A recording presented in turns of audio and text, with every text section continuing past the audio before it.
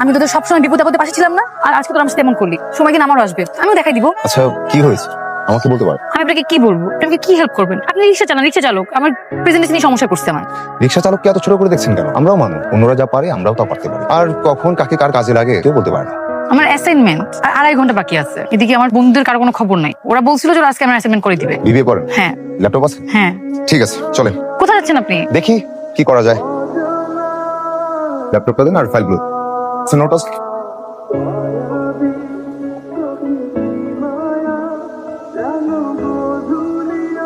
আপনি এখানে?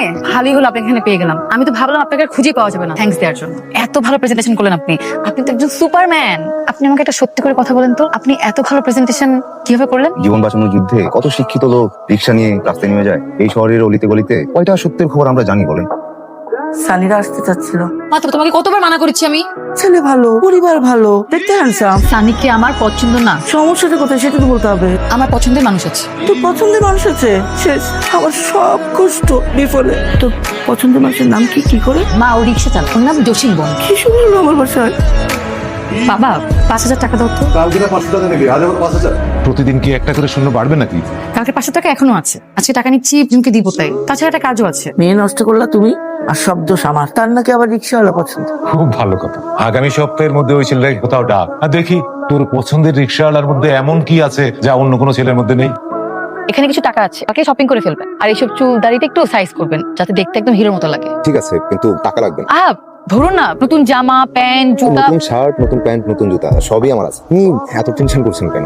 পরে আপনি কি নাকি পরে চলে আসেন। আচ্ছা চলেন, সন্ধ্যা হয়ে যাচ্ছে, উঠি।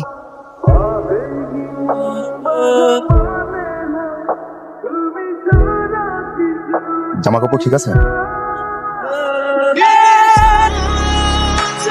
তোমার মা বাবা কোথায় থাকেন? ঢাকাতে? না কি কানাডায়। তুমি মা বাবার সাথে থাকো না? বড় বোনের সাথে। এমনিতে কি করো তুমি? পড়ালেখা শেষ হলো, দেশে বাবার ব্যবসাটা আমি আর দুলা হয়ে গেছি। তোমাদের ঢাকাতে বাড়ি আছে? জি। কয়তলা বাড়ি? আন্টি বাড়িতে 4টা, যেটাই আছে সেটা আছে। তুমি কি এখন বিয়ে করতে পারবে? আপনারা বললেই আমি বাবা মাকে আসতে বলবো। আর আমি তো এখনই বিয়ে করে আছি।